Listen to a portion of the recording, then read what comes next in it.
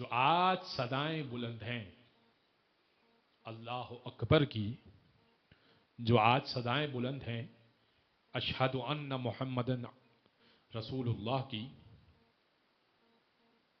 یہ حسین و منی و انا من الحسین، میں حسین سے ہوں، یعنی میری ذات اگر وجود رکھتی ہے تو حسین کی وجہ سے۔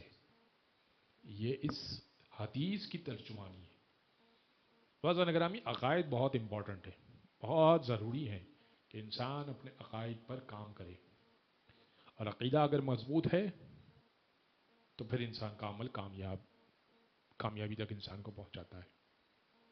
میں نے یہ تہیہ کیا ہے کہ ان 3 دنوں میں، جبکہ شہزادی سکینہ کی شہادت 13 صفر کو ہے، شہزادی کے مصائب کو مختلف پہلوؤں سے تذکرہ کروں گا۔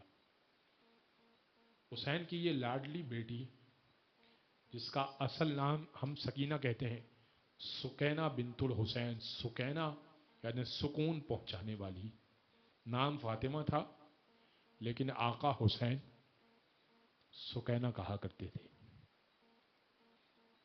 سکینہ بنت الحسین۔ جب دربار یزید میں پیش کیا گیا، ایسے پیش کیا گیا کہ شہزادی زینب، شہزادی ام کلثوم، جناب رقیہ جو ایک اور بیٹی ہیں امام حسین کی، اور دیگر مستورات اہل حرم جو ایک بڑی تعداد میں تھی، سب سر ننگے ہیں، محمد کی نواسیاں، رسول اللہ کی نواسیاں۔ سید سجاد کا ایک جملہ ہے دربار یزید کے حوالے سے، کہتے ہیں کہ جب 2 چیزیں میں کسی مومن کو کرتے ہوئے دیکھتا ہوں تو مجھے دربار یزید یاد آ جاتا ہے۔ جب میں دیکھتا ہوں کہ مومن شراب پی رہا ہے تو مجھے دربار یزید یاد آ جاتا ہے، اور جب میں دیکھتا ہوں کہ مومن جوا کھیل رہا ہے مجھے دربار یزید یاد آتا ہے۔ کیوں؟ اس لیے کہ جس وقت اہل حرم کو پیش کیا گیا تھا نا، یزید تخت پہ بیٹھا ہوا تھا، ایک ہاتھ میں شراب کا جام تھا، ساتھ میں وہ جوا کھیل رہا تھا، سامنے ایک تشت موجود تھا جس میں امام حسین کا کٹا ہوا سر موجود تھا، بار بار چھڑی اٹھاتا تھا، امام کے دندان مبارک سے گستاخی کرتا تھا۔ اس کے سامنے امام علی کی اور فاطمہ کی بیٹیوں کو لایا گیا، بے ردا و بے مقرن و چادر، اور ایک رسن میں باندھی ہوئی۔ ایسے میں اس کی نشے میں چور تھا، ایسے میں اس کی نگاہ پڑی ایک 3.5 سالہ بچی کی طرف، ایسے نگاہ پڑی، ایک 3.5 سالہ بچی نے چہرے پر اپنے ننھا سا ہاتھ رکھا ہوا ہے، کبھی بیٹھتی ہے کبھی کھڑی ہو جاتی ہے۔ یزید نے کہنے لگا، اے بچی تم کون ہو؟ یزید نے کہا، میں سکینہ بنت الحسین ہوں، جس کے سر سے تو کھیل رہا ہے اس کی بیٹی ہوں۔ کہا اچھا، تم نے اپنے چہرے پر ہاتھ کیوں رکھا ہے؟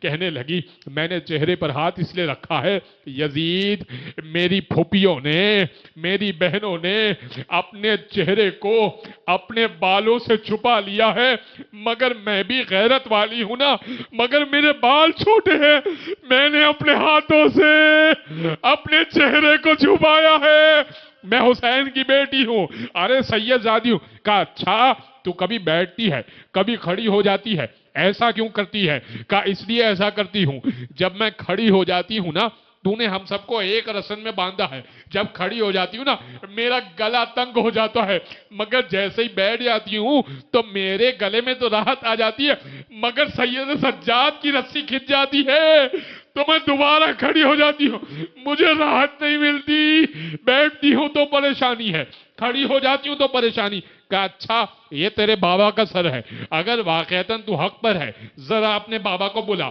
ایک مرتبہ بی بی نے اپنا پھٹا ہوا دامن آگے پھیلایا، جلا ہوا دامن آگے پھیلایا، کہا بابا مجھ پر وقت آ گیا، اب یہ سوال ہو رہا ہے کہ آیا مجھے محبت ہے آپ سے اور آپ کو مجھ سے محبت ہے یا نہیں ہے۔